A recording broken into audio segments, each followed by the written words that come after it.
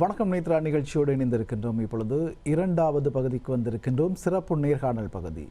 ஒவ்வொரு முறையும் இந்த சிறப்பு நேர்காணல் பகுதியில் பல ஆளுமைகளை, திறமைசாலிகளை, சாதனையாளர்களை நாங்கள் இந்த நேத்ரா தொலைக்காட்சியின் முன் அழைத்து வந்து அவர்கள் குறித்தான விவரங்களை உங்களுக்கு தருவது வழக்கம். அந்த வகையில் இன்றும் எம்முடன் ஒரு ஆளுமை இணைந்திருக்கின்றார். அதாவது நாங்கள் சரித்திரத்தில் வாழ்ந்தவர்கள் என்றுதான் நாங்கள் சரித்திரத்தில் சாதனையாளர்களை பார்க்கும். ஆனால் சமகாலத்திலும் அவ்வாறான சாதனையாளர்கள் எம்முன் இருப்பது எமக்கும் பெருமையான ஒரு விடயமாக காணப்படுகிறது. இன்றைய ஒரு அதிதி அவ்வாறு பல சிறப்புகளை கொண்ட ஒருவராக காணப்படுகிறார். ஒருவர் ஒரு துறையில் மிளிர்வதில் ஆச்சரியமில்லை, அதிலும் ஆச்சரியம்தான் ஒருவர் ஒரு துறையில் மிளிர்வதே ஆச்சரியம். அவ்வாறு இருக்கும் இன்றைய காலகட்டத்தில் ஒருவர் பல்துறைகளில் மிளிர்ந்து சாதனை படைக்கும் ஒரு பல்துறை சாதனையாளராக இருக்கின்றார். அந்த ஆளுமைதான் இன்று எம்முடன் வந்திருக்கின்றார். எமா குளோரியா அவர்கள். வணக்கம். வணக்கம். இவரை பற்றி நிறைய சொல்லலாம், நிறைய சொல்வதற்கு இருக்கின்றது. பல ஆளுமைகளை கொண்டவராக இருக்கின்றார். குறிப்பாக ஒன்று சொல்லலாம், கிழக்கு மாகாணத்தில் கிரிக்கெட்டில் நடுவராக தெரிவு செய்யப்பட்ட முதல் பெண்மணியாக காணப்படுகிறார். அதேபோல வலைப்பந்தாட்டம், கூடைப்பந்து என்று பல துறைகளில், பல விளையாட்டு சார்ந்த பல துறைகளில், அதே போல பேச்சு போட்டி, ஆங்கில பேச்சு போட்டியிலும் இவர் அற்புதமான ஒரு சாதனையாளராக இருக்கின்றார். இவரை நான் சொல்வதை விட பல விடயங்கள் இருக்கின்றது. ஆகவே நேரடியாக அவரிடமே கேட்டுவிடலாம். முதலில் நேத்ரா உங்களை அன்புடன் வரவேற்கின்றது. அதே போல் உங்களுடைய சாதனை பயணத்திற்கு நேத்ரா முன்கூட்டிய வாழ்த்துக்களை தெரிவித்துக் கொள்கிறது. உங்களை பற்றி சற்று சொல்லுங்கள். உங்களை பற்றி யார், என்ன ஆளுமை இருக்கின்றது? என்னுடைய பெயர் எமா குளோரியா ஞானப்பிரகாசம். நான் பெட்டிக்லோ சென்ட் சிசிலியாஸ் கேர்ள்ஸ் காலேஜில் படிச்சிருக்கிறேன். இப்போ 1 இயராக first appointment Batticaloa Vincent girls high ஸ்கூலில் ஃபிசிக்கல் எஜுகேஷன் டீச்சராக ஒர்க் பண்ணி கொண்டிருக்கிறேன். வவுனியா காலேஜ் ஆஃப் எஜுகேஷன்லேருந்து 8th ரேங்க்கில் பாஸ் ஆகி நேஷ்னல் ஸ்கூல் கிடைக்கிறதுக்கு எனக்கு சான்ஸ் கிடைச்சி. ஸோ இப்போ நான் 1 இயராக இந்த ஃபீல்டில் ஒர்க் பண்ணி கொண்டிருக்கிறேன். சரி, இந்த துறை, அதாவது ஒரு சாதாரண ஒரு மனிதன் பிறந்து சாதாரண வாழ்க்கையில் சென்று கொண்டு இருக்கும் பொழுது அதை அசாதாரண முறையில் வரும் பொழுது அது சாதனையாக பார்க்கப்படுகிறது. நீங்களும் ஒரு சாதாரணமாக இருந்தீர்களா, அல்லது உங்கள் குடும்ப வழியில் தான் இந்த விளையாட்டுத்துறையுடன் சம்பந்தப்படுத்தி இந்த சாதனைகளை படைத்திருக்கிறீர்கள்? இது எங்கிருந்து ஆரம்பமானது? வீட்டில் வந்து அப்பா அம்மா யாருமே அவ்வளவு ஈடுபாடு இல்லை. பட் அம்மா வந்து ஒரு நெட்பால் பிளேயர், அதுலேயும் கோல் அட்டாக் விளையாடுறவ, அதாவது ஹெல்ப் ஷூட்டர். ஸோ நானும் அந்த ஸ்கூல் டேஸில் கிரேட் 7லேருந்து ஹெல்ப் ஷூட்டர் தான் நான் விளையாடினது. வீட்டில் எனக்கு கிடைச்ச சப்போர்ட் தான் எனக்கு ஃபர்ஸ்ட்டில் இனிஷியல் ஒரு ஸ்டார்டிங்காக இருந்தது இந்த துறைக்குள்ளே நான் வாரத்துக்கு. ஸோ அவங்க தான் ஃபுல் அண்ட் ஃபுல்லி இப்போ வரைக்கும் எனக்கு இந்த துறையில் இருக்கிறதுக்கு சப்போர்ட் பண்ணி கொண்டு இருக்கிறாங்க. பொதுவாகவே இந்த காலகட்டத்தை பொறுத்தளவில், பெற்றோரை பொறுத்தளவில் இந்த பிள்ளைகள் வந்து கல்வியில் தான் கூட நாட்டம் இருக்க வேண்டும் என்ற ஒரு நிலைப்பாடு இருக்கின்றது. அது இன்னும் தொடர்ந்து கொண்டு இருக்கின்றது. அவ்வாறு இருக்கும் பொழுது உங்களுடைய, நீங்கள் கல்வியிலும் இருக்கின்றீர்கள், இந்த விளையாட்டுத்துறை சார்ந்த விடயங்களில் அதீத ஆர்வம். நான் சொன்னது போல கிரிக்கெட்டிலும் இருக்கிறீர்கள், அதே போல வலைப்பந்தாட்டம், கூடைப்பந்தாட்டம் என்ற பல துறை. இந்த ஆளுமை அல்லது இந்த ஆர்வம் எப்படி வந்தது? எனக்கு சின்னல இருந்த ஒரு ஆசை இருந்தது. ஸ்ரீலங்கா நெட்பால் டீமில் வந்து ஒரு பிளேயராக ப்ளே பண்ணணும்னு சொல்லி ஒரு ஆசை இருந்தது. பட் நம்ம நாட்டில் அதுக்கு வந்து ஒரு ஹைட் இருக்கணும், மற்றது வந்து அதுக்கு ஒரு சில ரிக்குவயர்மெண்ட்ஸ் வச்சுருப்பாங்க. ஸோ அதுக்குள்ளே நம்ம போகிறதுக்கு சான்சஸ் கிடைக்கிறேன்டா அது மிகவும் ஒரு அரிதான விஷயமாக தான் நான் கண்டேன். ஸோ அதை விட்டு நான் கொஞ்சம் அது அடுத்தபடியாக யோசிக்கக்குள்ளே தான் யோசித்தேன், ஓகே விளையாடுறதுக்கு தான் நமக்கு ஹைட் வேணும், நிறைய ரிக்குவயர்மெண்ட்ஸ் வேணும்னு சொல்லி கேட்குறாங்க. பட் ஒரு மேட்சை அம்பயர் பண்ணுறதுக்கு அப்படி ஒரு விஷயம் தேவையில்லையே. அதுக்கு வந்து அவங்களோட நாலேஜ் வேணும், அவங்களோட ஹெல்த், பாடி கண்டிஷன் ஸ்மார்ட்டாக இருந்தாங்கன்னா ஸ்மார்ட் ஒர்க், அந்த இடத்துல என்ன டிசிஷன் கொடுக்கணும்னு சொல்லி அவங்க நினைக்கிறாங்களோ அதை அவங்க கொடுத்துட்டு போகலாம். ஸோ அதுக்கு வந்து எங்களோட நாலேஜ் சம்மந்தப்பட்ட விஷயம்ன்றதால நான் இதுக்குள்ளே வாரத்துக்கு நான் வலிக்கிட்டேன். அதுதான் ஒரு உண்மையான விஷயம். சரி, உங்களுடைய பயணம் அங்கே தடைப்பட்டது. அதனால் நீங்கள் மறுபாதையை தெரிவு செய்து அதில் வெற்றி பெற்றிருக்கின்றீர்கள். இவ்வாறு அந்த வழி, அந்த பாதையில் தடங்களான பல விடயங்கள் இன்னும் நமது அடுத்த சந்ததியினருக்கு இருக்கலாம். அதனை மாற்றுவதற்கு நீங்கள் ஏதேனும் ஒரு வழியை ஏற்படுத்துகிறீர்களா? அது ஒரு திட்டத்தை முன்மொழிந்திருக்கிறீர்களா, அல்லது நடைமுறைப்படுத்த எதிர்பார்த்திருக்கிறீர்களா? இப்போ ஸ்போர்ட்ஸ் ஃபீல்டு நிறைய பேர் இன்ட்ரெஸ்டாக இருப்பாங்க. பட் நிறைய பேர் அதுக்குள்ளே வர்றது குறைவு, இந்த நாளையில் குறைவு. ஏனெண்டா பேரண்ட்ஸ் வந்து உடனே டியூஷன் கட் பண்ணணும், ஸ்கூல் கட் பண்ணப்படும், பாடம் கட் பண்ணப்படும், ரேங்க் ஃபர்ஸ்ட் வர இயலாது அப்படின்னு சொல்லி நிறைய கதைப்பாங்க.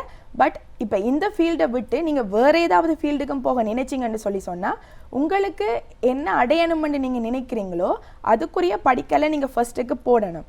முயற்சி செய்யாமல் எதுவுமே நமக்கு ஈஸியாக கிடைக்காது. ஸோ அதனால் அதுக்குரிய படிக்கலை நீங்கள் போட்டு அதில் நீங்கள் ஃபெயிலியர் ஆகுனீங்கண்டா அகெயின் அண்ட் அகெயின் நீங்கள் கட்டாயம் ட்ரை பண்ணுங்கள். எப்போவோ ஒரு நாள் நீங்கள் நினைச்ச ஒரு விஷயம் அந்த முடிவுக்கு நாங்கள் வந்து சேருவோம், அது கட்டாயம் நாங்கள் வந்து சேருவோம். சில விடயம் சிலர் சொன்னால் அது பெருமதியானதாக இருக்கும். அதாவது நீங்கள் சொன்னது போல், நாங்கள் சொல்வது போல, சமூகம் எதிர்பார்ப்பது போல விளையாட்டு சார்ந்த பல்வேறு விடயங்களில், வேறு கல்வியை தவிர வேறு விடயங்களில் கவனம் செலுத்தினால் கல்வியில் முன்னுக்கு வர முடியாது என்ற ஒரு கருத்து இருக்கின்றது. அது போய் ஏனென்றால் விளையாட்டு மனதை தைரியப்படுத்தும், வலிமைப்படுத்தும். அது இந்த கல்வியில் சாதிப்பதற்கு இலகுவாக இருக்கும். அதனை நீங்கள் எவ்வாறு பார்க்கின்றீர்கள்? அதனை எமது பார்த்து கொண்டிருப்பவர்களுக்கு எவ்வாறு நீங்கள் புரியப்படுத்த போகிறீர்கள்? ஸ்போர்ட்ஸ்ன்றது வந்து அது ஒரு சப் கேட்டகரியில் தான் இப்போ நம்ம வைப்போம். இப்போ உண்மையாகவே அது ஏன் போகிறோம்னு சொல்லி கேட்டாங்கன்னு சொல்லி சொன்னால் அதில் தான் நாங்கள் நிறைய விஷயம் பழகிக்கொள்கிறோம். எப்படி தனியாக ஒரு இடத்துக்கு நம்ம போய் இருக்கலாம், இருக்கிற இடத்துல நம்ம என்னத்தை பயன்படுத்தி நமக்கு யூஸ் ஆக்கி கொள்ளலாம் அப்படின்ற சின்ன சின்ன விஷயங்கள், குழு ஒற்றுமை, விட்டு கொடுக்கறது, இப்படியான மெனப்பாங்க வந்து நாங்கள் பழகிக்கொள்கிறது உண்மையாகவே ஸ்போர்ட்ஸில் தான். ஸோ அதனால் அதோடு சேர்ந்து எங்களோட பிரெயினும் வந்து ஒர்க் ஆக தொடங்குது. இப்போ படிக்கலான்னு சொல்லி இல்லை, படிக்க இயலாத பிள்ளைகளும் இந்த ஸ்போர்ட்ஸில் ஈடுபட்டாங்கன்னு சொல்லி சொன்னால் அவங்க கட்டாயம் சுறுசுறுப்பாக ஒர்க் பண்ணுவாங்க. ஏண்டா நான் அந்த காலத்தில் அப்படி தான் ஸ்போர்ட்ஸில் எப்போ சேர்ந்தனோ ஒரு நாளும் லேசினஸாக இருக்கிறல்ல, எப்போயுமே சுறுசுறுப்பாக இருக்கிறதுக்கு, ஸ்மார்ட்டாக நடக்கிறதுக்கு, ஸ்மார்ட்டாக அவரோட கதைக்கிறதுக்கு எங்களோட பார்வையிலேயே விளங்கும். நாங்கள் ஸ்மார்ட்டாக அவங்கள பார்க்குறோம், கதைக்கிறோம்ன்றதுல. ஸோ இப்படியான விஷயம் வந்து இந்த ஸ்போர்ட்ஸ்ன்றது தடை இல்லை. படிப்பு ப்ளஸ் ஸ்போர்ட்ஸ் உங்களோட லைஃப்பை நல்ல வடிவாக கொண்டு போகும். இப்பொழுது கிழக்கு மாகாணத்திலிருந்து கிரிக்கெட்டுக்கு தெரிவு செய்யப்பட்ட பெண் நடுவர், முதலாவது நடுவராக நீங்கள் அந்த பெருமையை பெற்றிருக்கின்றீர்கள். இந்த நடுவராக தெரிவு செய்யப்பட்ட விடயம் தொடர்பாக சொல்லுங்கள். உங்களுடைய முயற்சி எவ்வாறு இருந்தது? வேறு யாராருடைய பங்களிப்பு அதில் எவ்வாறு இருந்தது? கட்டாயமாக நான் இதில் குறிப்பிட வேண்டும். நெட்பாலை போல தான் கிரிக்கெட்லையும் நமக்கு சான்சஸ் உண்மையாகவே குறைவு. கிழக்கு மாகாணத்திலிருந்து ஒரு நேஷனல் டீமுக்கு போகிறன்றது உண்மையாகவே ஒரு பெரிய விஷயம். அதுக்கு நான் நினைக்கிறேன் அது கிரேட் 6 படிக்கிறதுலேருந்து நம்ம கஷ்டப்படணும். ஸோ அந்த அளவில் வந்து நான் நினைக்கிறேன் அதுலேயும் ஓகே நமக்கு விளையாடத்தான் சான்ஸ் கிடைக்காது, ஸோ நாங்கள் அம்பையரிங் ஃபீல்டுக்குள்ளே போவோம் என்ற மாதிரி ஒரு ஐடியா. ஸோ அதில் வந்து எனக்கு full and fully of grade 7லேருந்து என்ற கோச் தான் அவரும் ஃபிசிக்கல் எஜுகேஷன் டீச்சராக தான் இருக்கிறாரு, பவான் சார். மற்றது நாங்கள் விளையாடின ஒவ்வொரு பிக் மேட்சஸும், கிரிக்கெட் பிக் மேட்சஸ் வந்து 2 ஸ்கூலுக்கு இடையில் நடக்கும். அந்த பிக் மேட்சஸில் அம்பையர் பண்ண வந்து ரஃபியுதீன் சார். 2 பேரும் தான் இந்த ஃபீல்டு, இந்த கிரிக்கெட் அம்பையரிங் ஃபீல்டில் நான் வந்ததுக்குரிய 2 பெரிய முக்கியமானவங்க. இவங்க 2 பேரையும் தான் நான் குறிப்பிடணும். ஏனென்று சொல்லி சொன்னால் கேர்ள்ஸுக்கு தான் சான்ஸ் இருக்குது, வாங்க வாங்கன்னு சொல்லி என்னைய புஷ் பண்ணதும் அவங்க 2 பேரும் தான். ஸோ அவங்களுக்கு நான் இந்த நேரத்தில் நான் நன்றி சொல்ல கடமைப்பட்டிருக்கிறேன். சார், இப்பொழுது இலங்கை மகளிர் கிரிக்கெட்டை பொறுத்தளவில் மகளிர் அணி சிறப்பாக பரிணமித்து வருகிறது, மிளிர்ந்து கொண்டிருக்கின்றார்கள். கடந்த காலத்துடன் ஒப்பிடும் பொழுது இப்பொழுதைய காலகட்டம் ஆரோக்கியமான ஒரு காலகட்டமாக இருக்கின்றது. ஆசிய கண்டத்தையும் அவர்கள் கைப்பற்றி இருக்கின்றார்கள். இவ்வாறு பல துறைகள், அதே போல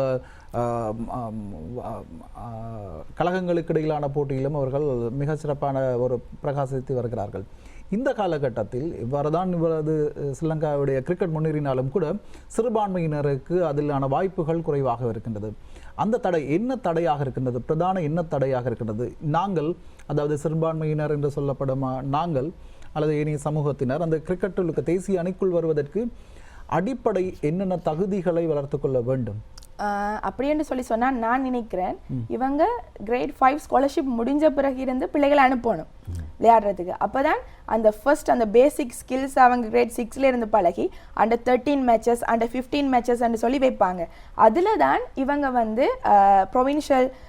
ப்ரொவின்ஷியலால் வந்து அவங்க ப்ரொவின்ஷியல் கோச்சஸ் வந்து தெரிவு செய்வாங்க. இப்போ அதில் வந்து நாங்கள் நல்ல வடிவாக ஷைன் பண்ணோம்னு சொல்லி சொன்னால் முன்னுக்கு போகிறதுக்கு நிறைய சான்சஸ் இருக்குது. ஸோ லெதர் பால், சாஃப்ட் பால் இல்லை, லெதர் பாலுக்கு தான் இந்த சான்சஸ் நிறையவே அதிகமாக இருக்குது. ஸோ நாங்கள் கிரேட் 6ல இருந்து ஸ்டார்ட் பண்ண இந்த ஜேர்னியை பர்ஃபெக்டாக இருக்குமென்னு நினைக்கிறேன். அப்படி யாராவது வேறு விரும்புனீங்கன்னு சொல்லி சொன்னால் கட்டாயம் உங்களோட ஜேர்னியை ஆஃப்டர் உங்களோட ஸ்காலர்ஷிப் ஸ்டார்ட் பண்ணுங்கன்னு நான் பிள்ளைகளுக்கு சொல்லிக்கொள்கிறேன். இப்பொழுது நீங்கள் பாடசாலையிலும் உடற்குற்றியல் சார்ந்த ஒரு ஆசிரியராக இருக்கின்றீர்கள், பயிற்றுவிப்பாளராக இருக்கின்றீர்கள். இன்றைய காலகட்டத்தில் இந்த சமூகத்தினர் இந்த விளையாட்டின் சார்பாக எவ்வளவான ஆர்வத்தில் இருக்கின்றார்கள், ஆர்வம் குறைவாக இருக்கின்றது, அல்லது பெற்றோருடைய பங்களிப்பு எவ்வாறாக இருக்க வேண்டும்? இப்போ நம்ம பார்த்தோம்னு சொன்னால் ஸ்போர்ட்ஸ்ன்றதுல வந்து பெற்றோர பங்களிப்பு அதுவும் மட்டக்களப்பு மாவட்டத்தில் மிகவும் குறைவாகத்தான் காணப்படுது. நான் பார்த்த ரீதியில் இப்போ கிளாம்போ கேண்டியிலேருந்து கூட்டிகிட்டு வருவாங்க மேட்சஸுக்கு. கோச் டீச்சர்ஸை தவிர அப்பா அம்மா பிள்ளைகள் எல்லாருமே ஏறிட்டு வருவாங்க அந்த வெஹிக்கிளில். அப்போ நான் பார்க்குறேன், அப்போ அவங்க அதுக்கு நல்ல சப்போர்ட் பண்ணுறாங்கன்னு சொல்லி. பட் பெட்டிக்லோ டிஸ்ட்ரிக்டில் என்னை பொறுத்த வரைக்கும் பிள்ளைகளுக்கு சப்போர்ட் பண்ணுற வீதம் வந்து சற்று குறைவாக தான் காணப்படுது. ஆகவே எதிர்காலத்தில் ஒரு நல்ல ஒரு பிரஜையாக உருவாகணும்னு சொன்னால் ஸ்போர்ட்ஸில் மட்டும் இல்லை, படிப்பு சார்ந்த விஷயத்துலையும் நீங்கள் கட்டாயம் பேரண்ட்ஸ் பிள்ளைகளை நீங்கள் சியர் பண்ணணும், புஷ் பண்ணணும். அப்போ தான் பிள்ளைகள் அவங்களா உணர்ந்து ஒரு முன் வந்து ஒரு விஷயத்தை செய்கிறதுக்கு துணிவு அணிப்பாங்க. பல விடயங்கள் இருக்கிறது. இப்பொழுது இருக்கிற வவுனியா தேசிய கல்வியற் கல்லூரியில் உடற்குற்றியல் ஆசிரியராக இருக்கின்றீர்கள். அந்த தெரிவிற்கு இந்த உங்களுடைய அடிப்படை, அதாவது விளையாட்டுத்துறை சார்ந்த விடயங்கள் எவ்வாறான பங்களிப்பு அல்லது உறுதுணையாக இருந்தது? Vavuniya college of education physical education கோர்ஸுக்கு நம்ம போகணும்னு சொன்னால் நம்ம கிரேட் 8ல இருந்து விளையாடின சர்டிஃபிகேட்ஸ் தான். ஸோ ப்ரொவின்ஷியல் லெவல், இப்போ ஜோனல் லெவல் ஒரு விஷயமாகவே எடுக்கிறது இல்லை. So provincial level, national level, மற்றது இன்டர்நேஷ்னல் லெவல் வச்சிருந்தா. ஸோ அதுக்குத்தான் ஃபர்ஸ்ட் செகண்ட் தேர்ட் என்ற ரீதியில் உங்களோட சர்டிஃபிகேட் நீங்கள் என்ன வச்சுருக்கிறீங்களோ அதுக்கேற்ற போல் மார்க்ஸ் போட்டு ப்ளஸ் நீங்கள் ஓஎல்ல, அதாவது ஓ லெவலில் ஹெல்த் அண்ட் ஃபிசிக்கல் எஜுகேஷன் என்ற பாஸ்கெட் 3க்குள்ளே இருக்கிற சப்ஜெக்டையும் நீங்கள் ஏ எடுத்து பாஸ் பண்ணீங்கன்னு சொன்னால் ப்ளஸ் 5 பாயிண்ட்ஸ் உங்களுக்கு அதுக்கு அட் ஆகும். ஸோ நீங்கள் உங்களோட கார்டரில் எத்தனை பேர் எடுக்கலாம்னு சொல்லி அந்த மென்ஷன் பண்ணியிருப்பாங்க. ஸோ அதுக்கேற்ற மாதிரி நீங்கள் பெட்டிக்லோ டிஸ்ட்ரிக்கோ எந்த டிஸ்ட்ரிக்டில் இருந்தும் நீங்கள் செலக்ட் ஆகலாம். அதுக்கும் நிறைய போட்டிகள் இப்போ நிறைய இருக்கிறதால அதுக்குள்ளேயும் போகிறதுக்கு கஷ்டமாக இருக்குது. ஏன்னா யூனிவர்சிட்டி கிடைக்காத மிஸ் ஆகிறவங்க தான் இந்த காலேஜ் ஆஃப் எஜுகேஷனுக்கு விருப்பப்பட்டு வருவாங்க. ஸோ அதுலேயும் சரியான போட்டியாக தான் இருக்கும். ஸோ போட்டியின் மத்தியில் தான் எல்லா இடத்துலையும் நம்ம போய் மிளிர வேண்டிய ஒரு கட்டாய தேவை இப்பொழுது காணப்படுகின்றது. உண்மையில் ஒரு போட்டி மனப்பாங்கு அல்லது போட்டி தன்மையுடன் கொண்டு ஒரு சமூகத்தில் நாங்கள் வாழ்ந்து கொண்டிருக்கின்றோம். நீங்களும் பல சவால்களுக்கு மத்தியில் தான் இந்த இடத்திற்கு வந்தீர்கள். ஒரு பெண் என்ற வகையில் என்னென்ன சவால்கள், இந்த ஒரு அடைவை நாங்கள் மேற்கொள்வதற்கு அடிப்படையில் என்னென்ன சவால்கள் இருக்கலாம்? பிரதானம் ஆண்களுடன் ஒப்பிடும் பொழுது பெண் என்ற வகையில் என்னென்ன பிரதான சவால்களாக நீங்கள் கருதுகிறீர்கள்? இப்போ நம்ம எந்த ஃபீல்டுக்குள்ளே போனாலும் ஃபர்ஸ்ட் மேல்ஸுக்கு தான், அதாவது ஆண்களுக்கு தான் வந்து முன்னுரிமை கொடுக்கப்படுகின்றது. அதுக்கு பிறகு தான் எங்களுக்கு சான்சஸ் கிடைச்சா பெண்களுக்கு கொடுக்கப்படுகின்றது. அந்த நாளில் நான் ஸ்போர்ட்ஸ் செய்யக்குள்ள ஃபுல்லாகவே கிரவுண்ட்ஸில் வந்து பாய்ஸ் தான் நிற்பாங்க. கேர்ள்ஸ் கைவிட்டுன்ற அளவுக்கு தான் காணப்படுவாங்க. ஸோ அந்த டைமில் இப்போ எங்களுக்கு வெக்கமாக இருக்கும்.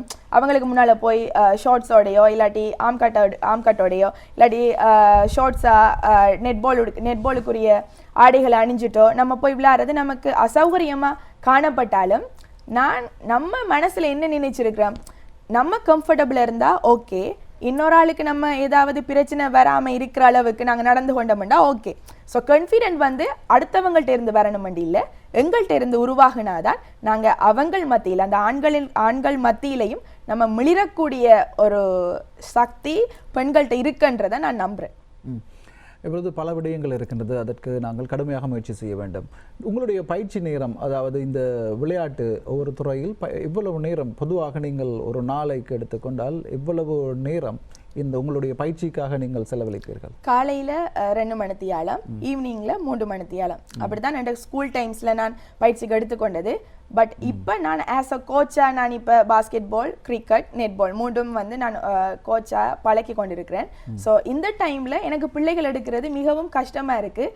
ஏன்னா அந்த நாளில் நம்ம அதை எல்லாத்தையுமே சாக்ரிஃபைஸ் பண்ணி அம்மா அப்பாட்ட பேச்சு வாங்கி அது எல்லாத்தையும் ஓகே அம்மா அப்பா அவங்கள நம்ம ஓகே பண்ணி கொள்ளுவோம், நம்ம விளையாடுவோம், நம்ம ஏதாவது சாதிப்போம் அப்படின்னு சொல்லி நம்ம நினைச்சு வந்தனாங்க. பட் இப்போ இருக்கிற பிள்ளைகளுக்கு பேரண்ட்ஸ் என்ன சொல்லிடுவாங்களோ என்று அவங்கள இது செய்கிற ஒரு பயத்தில் வந்து பிள்ளைகள் வாரது குறைவு. ஸோ காலையில் 1 மணித்தியாலம் தான் நான் பயிற்சி கொடுக்குறேன். மாறி மாறி ஒவ்வொரு 3 கேம்ஸுக்கும் 5 நாளும் மாறி மாறி பயிற்சி கொடுக்கறது. ஸோ காலம் இப்போ வந்து குறைவாக இருக்குது. பட் நம்ம இருந்த காலத்தில் 2 மணித்தியாலம், 3 மணித்தியாலம், 5 மணித்தியாலம் தான் ப்ராக்டிஸ் டைம் போய் கொண்டிருந்தது.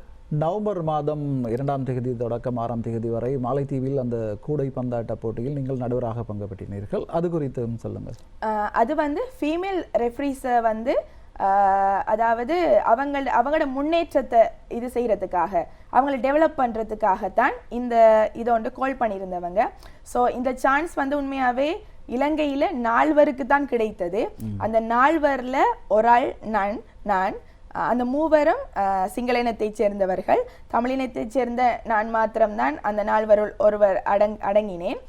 ஸோ ஃபீமேலை வந்து ஃபீமேல் ரெஃப்ரீஸ் பாஸ்கெட் பாலை டெவலப் பண்ணுறதுக்காக, அதாவது இப்போ பார்த்தோம்னு சொன்னால் எல்லா ஃபீல்ட்லேயுமே பாய்ஸ் வந்து எல்லா இடத்தையுமே இருக்காங்க. அம்பைரிங்கோ சரி, ரெஃப்ரிங்கோ சரி, டேபிள் செய்கிற எந்த ஒஃபிஷியல்ஸும் பாய்ஸ் வந்து நிறைய பேர் இருக்கிறாங்க. பட் இந்த இடத்துல இவங்க ஃபீமேலை ப்ரொமோட் பண்ணணுமென்ற ஒரு ரீசனுக்காக தான் இந்த டெவலப்மிங் கேம்பை வந்து அவங்க நடத்துறதுக்கு தீர்மானித்தவங்க. ஸோ அதுக்கு வந்து எனக்கு சான்ஸ் கிடைச்சது. மற்றது அங்கே போய் நிறைய ப்ராக்டிஸ் மேட்சஸ் ரெஃப் பண்ணுறதுக்கும் எங்களுக்கு சான்சஸ் தந்தவங்க. ஸோ அப்படி தான் அந்த 6 நாளும் நல்ல வடிவாக நாங்கள் தேவையான எக்ஸ்பீரியன்ஸ் அவ்வளவுத்தையுமே நாங்கள் பெற்றுக்கொண்டோம். ஏனெண்டா வந்தது வந்து ஃபீபாட செக்ரட்டரி செயலாளர் அவர்கள் தான் வலித் சார் என்று சொல்லி, அவர் ஒரு அரபிக் ஒரு ஆள். ஸோ அவர் தான் எங்களுக்கு வந்து ஃபுல்லாகவே அந்த ஒர்க் ஷாப்பை நடத்தி தந்தவர். கூடைப்பந்தாட்டத்தை பொறுத்தளவில் நகர்ப்புறங்கள், குறிப்பாக கொழும்பு போன்ற நகர்களில் தான் ஒரு பிரசித்தமாக இருக்கின்றது, அதிக அளவில் விளையாடப்படுகிறது.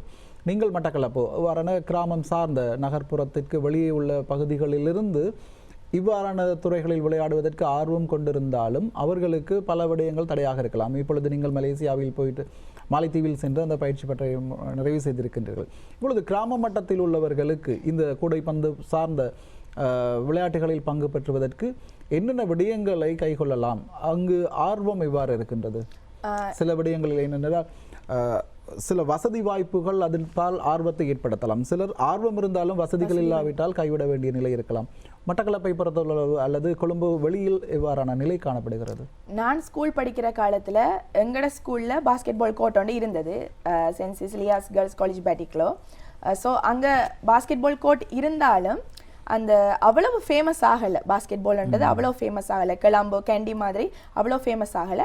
பட் நாங்கள் ஸ்டில் விளையாடி கொண்டிருந்தோம். என்னென்னா நாங்கள் நெட் பால் விளையாடுறதால அதே சேம் ஸ்கில்ஸ், ட்ரிபிளிங் மட்டும்தான் வித்தியாசம். ஸோ அதனால் அந்த கேமை நாங்கள் கண்டினியூ பண்ணி கொண்டு இருந்தாங்க.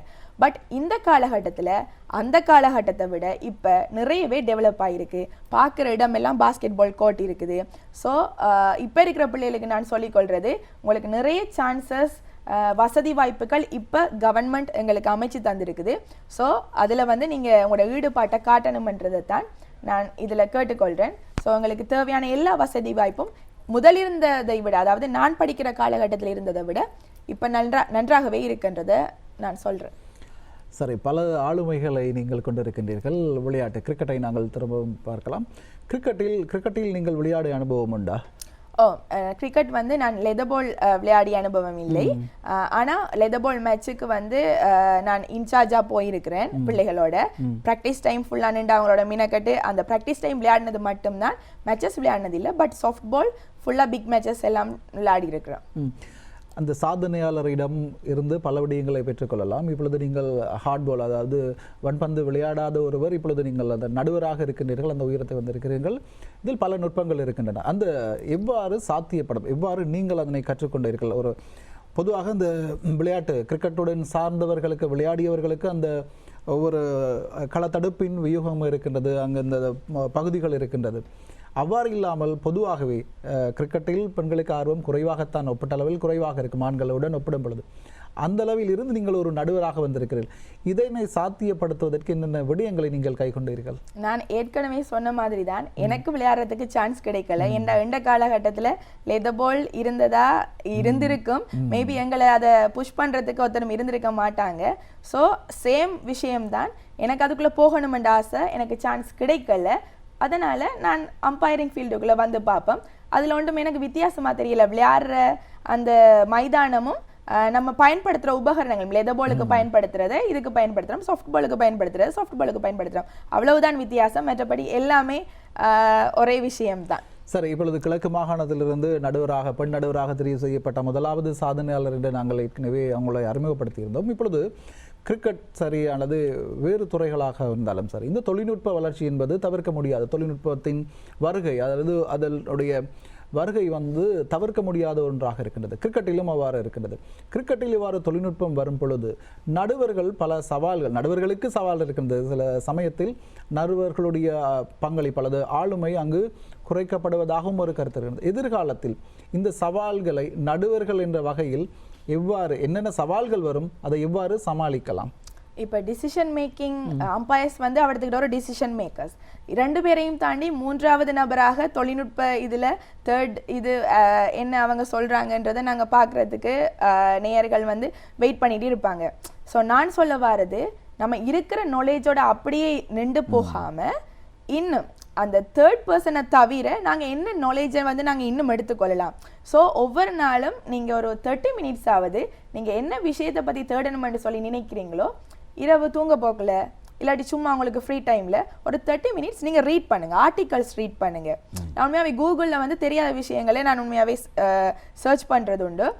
தெரியலாட்டி உடனே கூகுள் தான். ஸோ கூகுளில் இல்லாத விஷயம்ன்ற ஒன்றே இல்லை. ஸோ நம்ம கிரிக்கெட் எடுத்துக்கொண்டோம்டா ஐசிசி ரூல்ஸை நம்ம பேஸ் பண்ணி அந்த நாலேஜ் எடுத்துக்கொண்டோம்டா டிசிஷன் மேக்கிங் ஈஸியாக இருக்குமென்னு சொல்லி நினைக்கிறேன். ஏன்னா எனக்கும் இது ஃபர்ஸ்ட் டைம் தான். பட் எனக்கு என்னை பொறுத்த வரைக்கும் அவ்வளவு கஷ்டமாக தெரியலை. நம்ம கஷ்டமாக நினைச்சா தான் கஷ்டமாக இருக்கும், ஈஸியாக நினைச்சா ஈஸியாக எடுத்துகிட்டு போகலாம். உண்மையில் உங்களுடன் பேசும் பொழுது சில ஆளுமைகள் அப்படி செறிந்து இருப்பது தெரிகிறது. இப்பொழுது கிரிக்கெட்டை நாங்கள் எடுத்துக்கொண்டால் கிரிக்கெட்டில் ஆரம்ப வளர்ச்சியானது ஒரு வளர்ச்சி இருந்தது. அதுவும் படிப்படியாக நாகரிகத்துக்கு ஏற்றபடி வளர்ச்சியாக வந்தது. இந்த ஒரு நாள் சர்வதேச கிரிக்கெட் போட்டி கூட 60 ஓவர்களாக இருந்தது, திரும்ப 50 ஓவர்கள், இப்பொழுது 20 ஓவர்கள், T20, இப்பொழுது T10, 6 என்றெல்லாம் பல்வேறு வடிவங்களில் இருக்கின்றது. இப்பொழுது T20 போட்டி வந்தது, ஜனரஞ்சகமாக இருக்கின்றது. இந்த போக்கு கிரிக்கெட் துறையை சார்ந்து ஏதேனும் பாதிப்புகள் இருக்குமா? ஏனென்றால் அண்மையில் இந்தியா ஒரு தலை சிறந்த அணி, பல வீரர்கள் T20 வருகையின் பின்னர், IPL போட்டி வருகையின் பின்னர் பல வீரர்கள் உருவாகி இருந்தார்கள். அது உலகளாவிய ரீதியில் பேசப்பட்டது. என்றாலும் கூட அண்மையில் நடந்த நியூசிலாந்துக்கு எதிரான போட்டியில் அவர்கள் குறிப்பாக டெஸ்ட் என்பது ஒரு பயிற்சி போட்டி. டெஸ்ட் என்பதே உண்மையில் ஒரு பயிற்சி. ஒரு கிரிக்கெட்டை முழுமையாக பழகிக்கொள்வதற்கு நீண்ட நேரமாக களத்தில் நின்று பயிற்சி, பல பந்துகள், பல வகையான பந்துகளை முகம் கொடுப்பது, வேறு பல நுட்பங்கள் இருந்தது. T20 போட்டியில் அந்த ஒரு விதிமுறைகள் அது முற்றாக மாறுபட்டது. டெஸ்ட் போட்டிக்கும் T20 போட்டிக்கும். இந்த போக்கு தனிப்பட்ட விளையாட்டு வீரர்களின் எதிர்காலத்தை பாதிக்கும் அல்லது சிறந்த போக்காக நீங்கள் கருதுகிறீர்கள்? நான் இது ஒரு சிறந்த போக்காக தான் கருதுறேன். அது அவங்க சேஞ்ச் பண்ணுறதுல எந்த இஷ்யூஸும் இல்லை. நம்ம நம்ம வழிகாட்டுற திறமையில தான் இருக்குது. ஸோ நீங்கள் இப்போ டெய்லி கட்டாயம் விளையாடுறவங்க கட்டாயம் டெய்லி ப்ராக்டிஸ் பண்ணி கொண்டு தான் இருப்பாங்க. ஸோ உங்களோட நீங்கள் அவர்கிட்ட ஷைன் பண்ணணும்னு சொல்லி சொன்னால் அந்த ஒவ்வொரு பால்ஸும், இப்போ ஒரு ஓவருக்கு 6 பால்ஸ், அந்த 6 பால்ஸையும் நீங்கள் எப்படி ஃபேஸ் பண்ணுவீங்க? இப்போ நீங்கள் அதை டாட் பால் ஆக்குவீங்களா, அல்லது அதை ஒரு 4 ஆக்குவீங்களா, அல்லது ஒரு 6 ஆக்குவீங்களா? அது உங்களோட கையில் தான் இருக்குது. ஸோ உங்களோட டெய்லி ப்ராக்டிஸை வச்சு தான் அது நீங்கள் என்ன செய்ய, பவுண்ட்ரியோ இல்லாட்டி 6ஸோ அடிக்க போகிறீங்களா என்னன்றது உங்களோட கையில் தான் இருக்குது. ஸோ அதை வச்சு பார்க்கக்குள்ள இது பெரும் பாதிப்பை ஏற்படுத்தாது என்றதை தான் நான் நினைக்கிறேன். எல்லாருக்கும் அதே விஷயத்தை தான் கொடுக்காங்க. இப்போ 20 ஓவர்டா எல்லாருக்கும் 20 ஓவர். ஸோ அந்த 20 ஓவர்லாம் எல்லாரும் ஷைன் பண்ண போகிறாங்க. ஸோ நீங்கள் ஷைன் பண்ணணும்னு நினைச்சிங்கன்னு சொல்லி சொன்னால் குறிப்பிட்ட நபர் இன்னும் கொஞ்சம் ஹார்ட் ஒர்க் பண்ணணும்.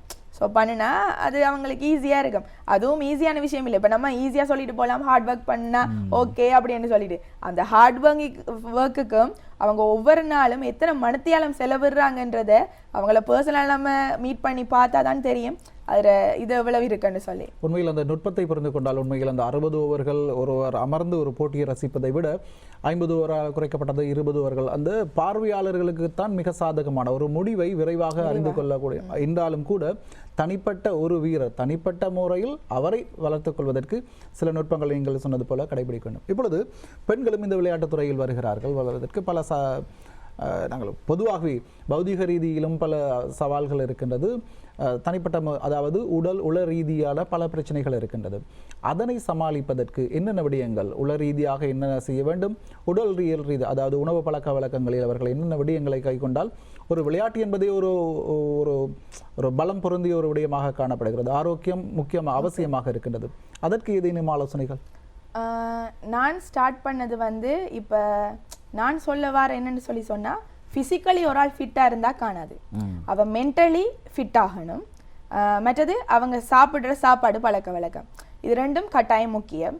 இதுல வந்து ஃபர்ஸ்ட் நான் எடுத்துக்கொண்டது மென்டலி ஃபிட் ஆகுறது தான் நான் ஃபர்ஸ்டா எடுத்துக்கொண்டான். என்னென்னு சொன்னா எனக்கு கொஞ்சம் கடவுள் பக்தி நிறையவே இருக்குது. ஸோ எதை நான் செய்ய போறேன்னு சொன்னாலும் ஓகே, ஜஸ்ட் ப்ரே அண்ட் கோ. அண்டா கடவுள்கிட்ட நம்ம சொல்கிறோம் இன்றைக்கி நம்ம இவ்வளோ செய்ய போகிறோம், ஸோ இதை நாங்கள் சக்ஸஸாக செஞ்சு முடிக்கிறதுக்கு எனக்கு உதவி செய்யுங்க, ஜஸ்ட் ஒரு ஃப்ரெண்டோட கதைக்கிற மாதிரி தான். ஸோ நான் அதை என்கிட்ட பழக்கமாக ஃபர்ஸ்ட்டுக்கே போட்டுருவேன். ஸோ மென்டல் ரீதியாக வந்து நான் ஒரு ஆன்மீக ரீதியாக நான் ரெடி ஆகிடுவேன். ஸோ செகண்ட் தான் என் ஃபிசிக்கலை நான் கட்டாயம் பார்ப்பேன். ஃபிசிக்கலி நான் ஓகேவா இருக்கிறேன்னா, நல்லா சாப்பிட்றேன்னா. இப்போ நம்ம காலையிலேருந்து பின்னரம் வரைக்கும் விளையாட போகிறோம். ஸோ நமக்கு சோறை மட்டுமே நாங்கள் சாப்பிட்டு இருந்தால் காணாது. உண்மையாக இலங்கை நாட்டுற தேசிய உணவு நாங்கள் சாப்பிட்றோம் சோறு. ஸோ அது மட்டுமே சாப்பிட்டு சரி வராது.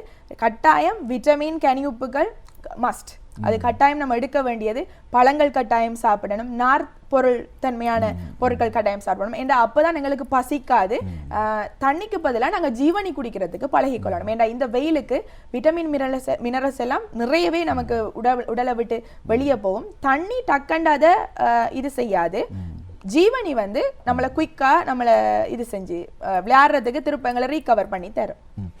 சரி, இவ்வளவு தூரம் சாதனை பயணத்துக்கு வந்திருக்கின்றீர்கள். ஆனால் இது உங்களுடைய அடைவு மட்டம் அல்ல, இதனையும் தாண்டி இன்னும் உயரத்திற்கு செல்ல வேண்டும் என்பது நேத்ராவின் ஒரு எதிர்பார்ப்பாகவும் இருக்கிறது. அதே போல் உங்களுக்கு வாழ்த்துக்கிறது. இந்த அளவுக்கு நீங்கள் வந்திருக்கின்றீர்கள். அடுத்த கட்டம் பயணம் என்ன, உங்களுடைய அடுத்த சாதனை என்னவாக இருக்கின்றது? யார் இந்த இடத்திற்கு வருவதற்கு யார் யார் உங்களுக்கு உறுதுணையாக இருந்தார்கள்? யாருக்காவது நன்றி கூற விரும்பினால் அதனை நீங்கள் சொல்லலாம். நான் இப்போ netball Sri Lanka netball federation umpiring level B வரைக்கும் முடிச்சிருக்கிறேன். அடுத்தது இன்னும் ஒன்று தான் இருக்குது ஏ. ஸோ ஏ முடித்தா நம்ம நேஷனல் இன்டர்நேஷ்னல் லெவல் ரெஃப் பண்ண போகலாம், அம்பையர் பண்ண போகலாம். ஸோ என் அடுத்த கட்ட இது அதுதான். ஸோ அதே மாதிரி தான் பாஸ்கெட் பாலில் ஒரு இன்டர்நேஷ்னல் ரீதியான அங்கீகரிக்கப்பட்ட ஒரு ரெஃப்ரியாக வந்து ஒரு ஃபீமேல் ரெஃப்ரியாக வர்றது உண்மையாகவே எவ்வளோ பெரிய விஷயம். ஸோ அப்படி ஒன்று நான் வரணும் என்று சொல்லி நினைக்கிறேன். எனக்கு ஹெல்ப் பண்ணவங்க என் ஸ்கூல் டைமில் இருந்த என் பிடி டீச்சர்ஸ், ஃபர்ஸ்ட் வந்து ஃபெட்டிமா டீச்சர், அடுத்தது ஸ்வீட்டா டீச்சர், குவாதரன் சார், ஹயாலினி டீச்சர், 4 பேருமே என் இப்போ கேரியர் வரைக்கும் அவங்க தான் ஃபுல்லாக சப்போர்ட் பண்ணி கொண்டிருக்கிறாங்க. அதுலேயும் முக்கியமாக சொல்ல போனால் என் பிடி டீச்சரோட தான் நான் இப்போ ஒர்க் பண்ணி கொண்டிருக்கிறேன். அதே ஸ்கூல், அதே பிடி டீச்சர் எனக்கு படிப்பிச்சவ, அவையோட நான் இப்போ 1 இயர் அப்பாயின்மெண்ட் எடுத்து எக்ஸ்பீரியன்ஸோட நான் இப்போ ஒர்க் பண்ணி கொண்டிருக்கிறேன். ஸோ அப்படி தான் என்னோட இருந்த அவ்வளோ பிடி டீச்சர்ஸ் மேருமே இப்போ என்னைய புஷ் பண்ணி கொண்டிருக்கிறாங்க, இனி அடுத்தது செய்யுங்கன்னு சொல்லி. பட் எனக்கு இன்னொரு ஆசை இருக்குது, எஸ்எல்இஎஸ் எக்ஸாம் சிட் பண்ணணும்னு சொல்லி. ஸோ டிபார்ட்மெண்ட்டுக்குள்ளே ஏதாவது ஒரு பொசிஷனில் போகணும்னு சொல்லி ஒரு ஆசை இருக்குது. ஸோ அது அந்த கனவு நினைவாகினா சந்தோஷமாக இருக்குது. உண்மையில் உங்களுடைய கனவும் அதே போல லட்சியங்களும் நிறைவடைய எல்லாம் வல்ல இறைவனை பிரார்த்தித்துக் கொள்கிறோம். அதே போல நேத்ரா குடும்பம் சார்பாக மனமார்ந்த நன்றியை தெரிவித்துக் கொள்கின்றோம். உங்களுடைய சாதனை பயணம் இன்னும் தொடர்ச்சியாக முன்னே செல்வதற்கு நேத்ரா குடும்பம் சார்பாக மீண்டும் நாங்கள் நன்றினையும் பாராட்டுகளையும் தெரிவித்துக் கொள்கிறோம். அந்த வகையில் இன்றைய தினம் கலையகம் வந்து பல்வேறு விடயங்களை உடன் பகிர்ந்து கொண்ட பல்வேறு ஆளுமைகளை கொண்ட சாதனை பெண்மணிக்கு வாழ்த்துக்களை கூறுகிறோம். அந்த வகையில் நாங்கள் இத்துடன் நிகழ்ச்சியின் முதல் கட்ட விசேட கலந்துரையாடல் நிகழ்ச்சியை நிறைவு செய்து கொள்ளலாம். மீண்டும் மற்றொரு விசேட கலந்துரையாடல் இருக்கின்றது. அதுவரைக்கும் ஒரு இனிமையான பாடல், அதனை தொடர்ந்து நாங்கள் அடுத்த சிறப்பு நேர்காணலுடன் இணைந்து கொள்ளலாம். இப்பொழுது ஒரு இனிமையான பாடலை பார்த்து வரலாம்.